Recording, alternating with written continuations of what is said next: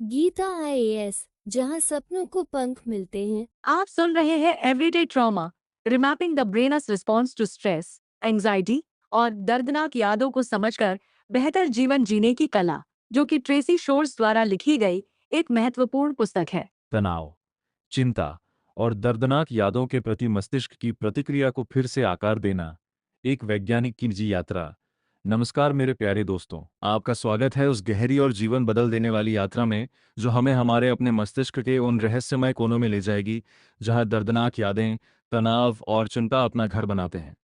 आज हम बात करने वाले हैं डॉक्टर ट्रेसी शोर्स की किताब एवरीडे ट्रॉमा के बारे में। डॉक्टर शोर एक न्यूरोसाइंटिस्ट हैं जिन्होंने अपना पूरा जीवन यह समझने में बिताया कि हमारा मस्तिष्क तनाव और आघात पर कैसे प्रतिक्रिया करता है। लेकिन यह किताब सिर्फ एक वैज्ञानिक का शोध नहीं है, यह उनकी अपनी निजी यात्रा है जिसमें उन्होंने अपने जीवन के अनुभवों को विज्ञान के साथ जोड़कर हमें एक अनमोल उपहार दिया है। यह किताब उन लाखों लोगों के लिए है जो रोजमर्रा के छोटे बड़े आघातों से जूझते हैं। काम का दबाव, रिश्तों की कड़वाहट, किसी प्रियजन की हानि या फिर बचपन की कोई वह घटना जो आज भी उन्हें परेशान करती है। डॉक्टर शोर्स हमें बताती हैं कि ये सब हमारे मस्तिष्क में कैसे दर्ज होते हैं और सबसे महत्वपूर्ण बात, हम इनसे कैसे उबर सकते हैं, कैसे अपने मस्तिष्क को फिर से आकार दे सकते हैं। भाग एक, आघात क्या है। एक दिन डॉक्टर शोर्स ने एक महिला से मुलाकात की जो एक किराने की दुकान में काम करती थी। उस महिला ने बताया कि एक दिन दुकान में एक आदमी आया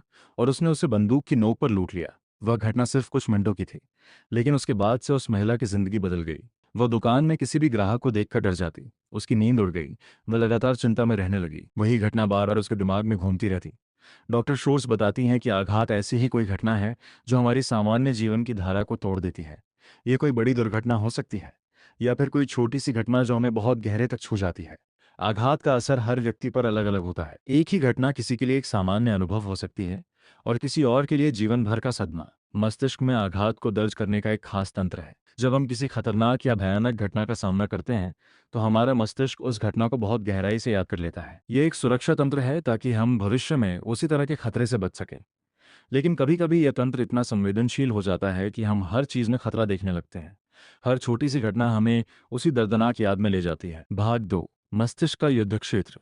हमारे मस्तिष्क का एक बहुत छोटा सा हिस्सा है एमिगडाला। यह हमारी भावनाओं का केंद्र है, खासकर डर और चिंता का।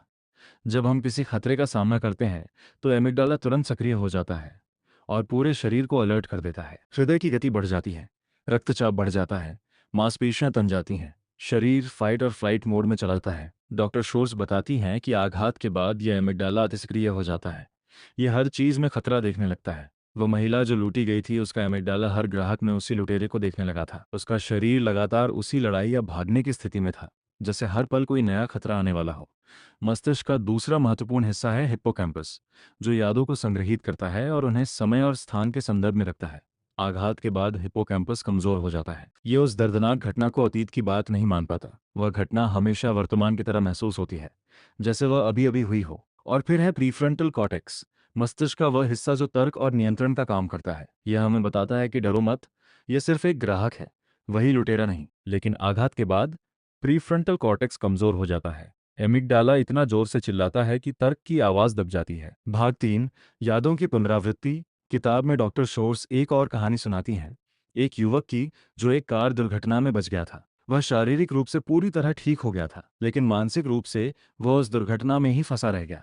बार बार वही दृश्य उसके सामने आते, तेज रफ्तार कार, चीखती ब्रेक, टक्कर की आवाज। वह रात में नहीं सो पाता, दिन में काम नहीं कर पाता। डॉक्टर शोर्स बताती हैं कि ये इंट्रूसिव मेमोरी या अनचाही यादों का लक्षण है। ये यादें बिना बुलाए आती हैं और जबरन हमारे दिमाग में घुस जाती हैं। ये सिर्फ याद नहीं है, ये उस पूरे अनुभव को फिर से जीने जैसा है। शरीर वही सब महसूस करता है जो उस समय महसूस किया था। दिल की धड़कन तेज हो जाती है, पसीना आने लगता है, हाथ पैर कांपने लगते हैं। ये यादें क्यों आती हैं? डॉक्टर शोर्स बताती हैं कि मस्तिष्क उस घटना को प्रोसेस करने की कोशिश कर रहा होता है। वह उसे समझना चाहता है, उसे एक संदर्भ में रखना चाहता है। लेकिन जब तक वह ऐसा नहीं कर पाता तब तक ये यादें बार बार लौटती रहती हैं। डॉक्टर शोर्स एक अध्ययन का उल्लेख करती हैं जिसमें पाया गया कि जो लोग किसी दर्दनाक घटना के बाद अपने अनुभवों के बारे में बात करते हैं या लिखते हैं, उनमें ये अनचाही यादें कम हो जाती हैं।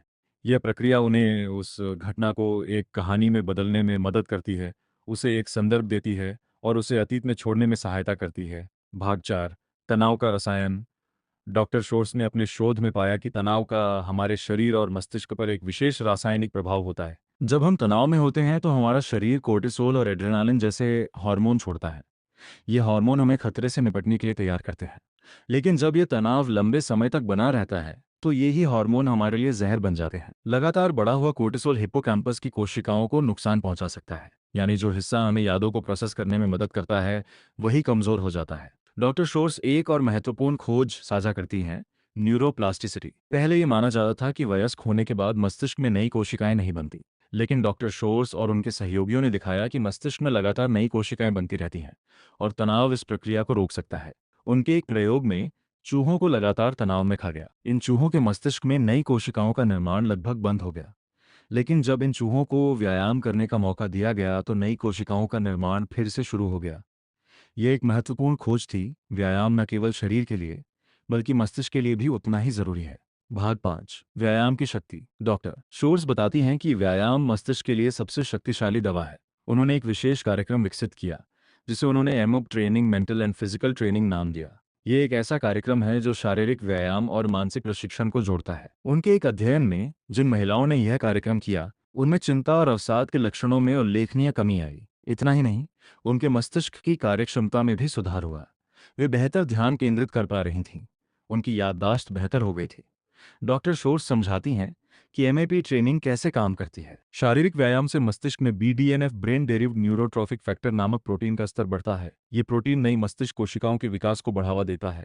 साथ ही ये मौजूदा कोशिकाओं को मजबूत करता है और उनके बीच संबंधों को बेहतर बनाता है। मानसिक प्रशिक्षण जैसे कि ध्यान और माइंडफुलनेस हमें अपने विचारों और भावनाओं पर नियंत्रण पाने में मदद करता है। यह हमें सिखाता है कि कैसे हम अपने दिमाग में आने वाली अनचाही यादों और चिंताओं को देखें, उन्हें स्वीकार करें और फिर उन्हें जाने दें। जब हम शारीरिक और मानसिक प्रशिक्षण को एक साथ करते हैं तो यह एक शक्तिशाली संयोजन बन जाता है।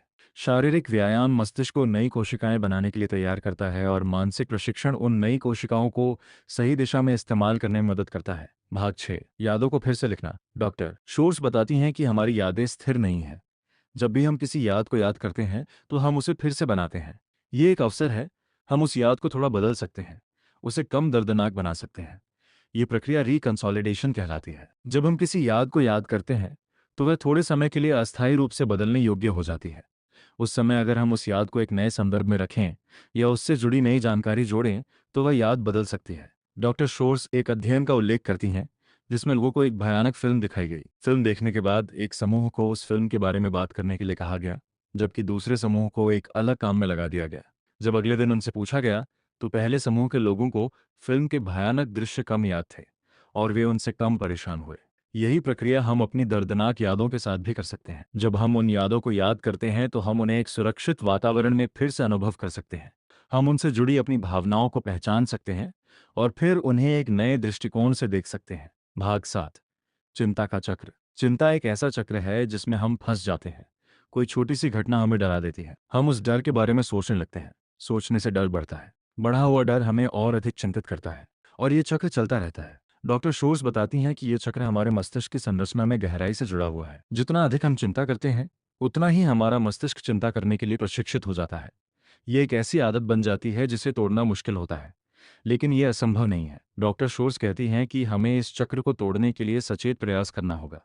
पहला कदम है इस चक्र को पहचानना। जब हम चिंता कर रहे हों खुद से पूछें, क्या मैं वास्तव में किसी समस्या का समाधान कर रहा हूं या सिर्फ एक ही बात को बार बार सोच रहा हूं। दूसरा कदम है अपना ध्यान कहीं और लगाना। चिंता के चक्र में फंसने पर हम अपना ध्यान किसी शारीरिक गतिविधि पर लगा सकते हैं, टहलना, दौड़ना या कोई भी व्यायाम। इससे हमारा दिमाग उस चक्र से बाहर निकल सकता है। तीसरा कदम है अपने विचारों को चुनौती देना। चिंता अक्सर हमें अतिरंजित और गलत विचार देती है। हम उन विचारों की सच्चाई को जांच सकते हैं। क्या वाकई ऐसा होगा? क्या इसका कोई प्रमाण है? क्या इसका कोई वैकल्पिक स्पष्टीकरण है? भाग 8, रोजमर्रा का आघात। डॉक्टर शोर्स बताती हैं कि आघात सिर्फ बड़ी घटनाओं से नहीं आता। रोजमर्रा की छोटी छोटी घटनाएं भी हम पर गहरा असर डाल सकती हैं। काम पर बॉस की एक कड़वी टिप्पणी, जीवन साथी से एक कठोर बातचीत, दोस्त की उपेक्षा, ये सब छोटे छोटे आघात हैं जो जमा होते रहते हैं। ये छोटे छोटे आघात हमारे मस्तिष्क में उसी तरह दर्ज होते हैं जैसे बड़ी घटनाएं। वे एमिगडाला को सक्रिय करते हैं, हिप्पोकैम्पस को कमजोर करते हैं और हमें चिंता और तनाव में डालते हैं। समय के साथ ये छोटे छोटे आघात मिलकर एक बड़ा बोझ बन जाते हैं। डॉक्टर शोर्स एक महिला की कहानी सुनाती हैं जो हमेशा से ही बहुत संवेदनशील थी। बचपन में उसे स्कूल में चिढ़ाया जाता था। कॉलेज में उसके दोस्तों ने उसे धोखा दिया। काम पर उसे कई बार निराशा मिली।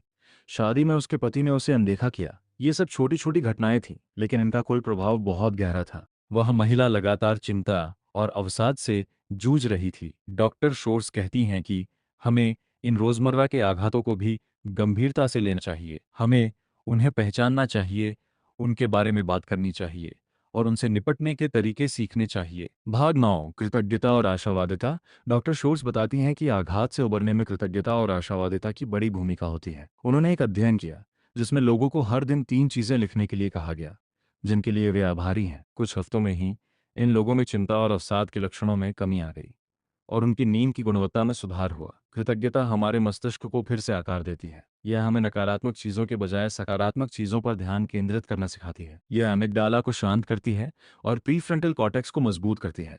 आशावादिता भी उतनी ही महत्वपूर्ण है। आशावादी लोग कठिनाइयों का सामना बेहतर तरीके से कर पाते हैं। वे उन्हें स्थायी और व्यापक नहीं मानते, बल्कि अस्थायी और सीमित मानते हैं। वे मानते हैं कि चीजें बेहतर हो सकती हैं और इस विश्वास के साथ वे कार्य करते हैं। डॉक्टर शोर्स कहती हैं कि आशावादिता कोई जन्मजात गुण नहीं है। इसे सीखा और विकसित किया जा सकता है। हर दिन छोटी छोटी सकारात्मक चीजों पर ध्यान केंद्रित करके हम अपने मस्तिष्क को आशावादी बनने के लिए प्रशिक्षित कर सकते हैं। भाग 10, दूसरों से जुड़ाव। डॉक्टर शोर्स बताती हैं कि आघात से उबरने में सबसे महत्वपूर्ण कारक है दूसरों से जुड़ाव। जब हम अकेले होते हैं तो हमारे डर और चिंताएं और अधिक बढ़ जाती हैं, लेकिन जब हम दूसरों से जुड़े होते हैं तो हम उनसे समर्थन, सांत्वना और प्रोत्साहन पाते हैं। डॉक्टर शोर्स एक अध्ययन का उल्लेख करती हैं जिसमें पाया गया कि जो लोग सामाजिक रूप से जुड़े हुए हैं उनमें आघात के बाद चिंता और अवसाद का खतरा बहुत कम होता है। ये जुड़ाव एक सुरक्षा कवच की तरह काम करता है। लेकिन आघात अक्सर हमें दूसरों से अलग कर देता है। हम शर्मिंदा होते हैं, हम डरते हैं कि कोई हमें समझ नहीं पाएगा, हम अपने दर्द को छुपाने की कोशिश करते हैं। यह अलगाव और अकेलापन हमारी पीड़ा को और बढ़ा देता है। डॉक्टर शोर्स कहती हैं कि हमें इस अलगाव को तोड़ना होगा। हमें अपने दर्द के बारे में बात करनी होगी, भले ही वह कितना भी कठिन क्यों ना हो। हमें उन लोगों तक पहुंचना होगा जो हमसे प्यार करते हैं, जो हमें समझते हैं, जो हमारा साथ दे सकते हैं। डॉक्टर शोर्स एक समूह चिकित्सा का उदाहरण देती हैं जहां लोग एक साथ बैठते हैं और अपने अनुभव साझा करते हैं। वहां वे पाते हैं कि वे अकेले नहीं हैं, कि दूसरे भी उन्हीं तरह के दर्द से गुजर रहे हैं। यह एहसास बहुत शक्तिशाली होता है। भाग 11, आशा की किरण। किताब के अंत में डॉक्टर शोर्स एक और कहानी सुनाती हैं, एक युवती की जो बचपन में यौन शोषण का शिकार हुई थी। वह सालों तक उस आघात से जूझती रही। उसने कई बार आत्महत्या की कोशिश की, कई बार अस्पताल में भर्ती हुई। उसे लगता था कि वह कभी ठीक नहीं हो पाएगी। लेकिन एक दिन उसने एमएपी ट्रेनिंग शुरू की। धीरे धीरे उसने पाया कि वह अपने विचारों पर नियंत्रण पा सकती है, वह अपनी यादों को बदल सकती है, वह अपने शरीर को फिर से महसूस कर सकती है बिना उससे डरे। वह दूसरों से जुड़ सकती है बिना उनसे डरे। आज वह युवती एक स्वस्थ और खुशहाल जीवन जी रही है। उसने शादी की, बच्चे पैदा किए, एक सफल करियर बनाया। उसके बचपन के आघात उसे कभी कभी याद आते हैं, लेकिन वे अब उसे परेशान नहीं करते। वह उनसे सीख चुकी है और उन्हें पीछे छोड़ चुकी है। डॉक्टर शोर्स कहती हैं कि यह कहानी आशा की किरण है। ये दिखाती है कि सबसे गहरे आघात से भी उबरा जा सकता है। हमारा मस्तिष्क बदल सकता है, फिर से आकार ले सकता है, फिर से स्वस्थ हो सकता है। हम अपनी यादों को बदल सकते हैं, अपनी भावनाओं को नियंत्रित कर सकते हैं और एक बेहतर जीवन जी सकते हैं। मस्तिष्क को फिर से आकार देना। तो दोस्तों, यह थी डॉक्टर ट्रेसी शोर्स की किताब एवरीडे ट्रॉमा की कहानी। इस किताब ने हमें सिखाया कि आघात कोई कमजोरी नहीं है, बल्कि एक मानवीय अनुभव है। यह हम सबके जीवन में किसी न किसी रूप में आता है। हमने सीखा कि आघात हमारे मस्तिष्क को कैसे प्रभावित करता है, एमिगडाला को अतिसक्रिय, हिप्पोकैम्पस को कमजोर और प्रीफ्रंटल कॉर्टेक्स को निष्क्रिय करके। हमने सीखा कि हम इसका सामना कैसे कर सकते हैं, व्यायाम के माध्यम से, ध्यान के माध्यम से, कृतज्ञता के माध्यम से और सबसे महत्वपूर्ण, दूसरों से जुड़ाव के माध्यम से। हमने सीखा कि हमारा मस्तिष्क बदल सकता है, यह स्थिर नहीं है, यह लगातार नई कोशिकाएं बना रहा है, नए संबंध बना रहा है। हम इसे फिर से आकार दे सकते हैं, इसे फिर से प्रशिक्षित कर सकते हैं। डॉक्टर शोर्स कहती हैं, आघात आपको परिभाषित नहीं करता, ये सिर्फ एक अनुभव है जो आपके जीवन का हिस्सा है, लेकिन आपका पूरा जीवन नहीं। आप इससे उबर सकते हैं, आप इससे सीख सकते हैं, आप इससे मजबूत बन सकते हैं। यही इस किताब का सबसे बड़ा संदेश है। आशा आघात के बाद भी एक बेहतर जीवन संभव है। हम अपने मस्तिष्क को फिर से आकार दे सकते हैं और एक खुशहाल, स्वस्थ और सार्थक जीवन जी सकते हैं। धन्यवाद, नमस्कार। ऐसी ही दिल को छू लेने वाली किताबों से जुड़ने के लिए हमारे चैनल को सब्सक्राइब करें, क्योंकि अच्छी किताबें दिल ही नहीं, रूह तक उतर जाती हैं। धन्यवाद।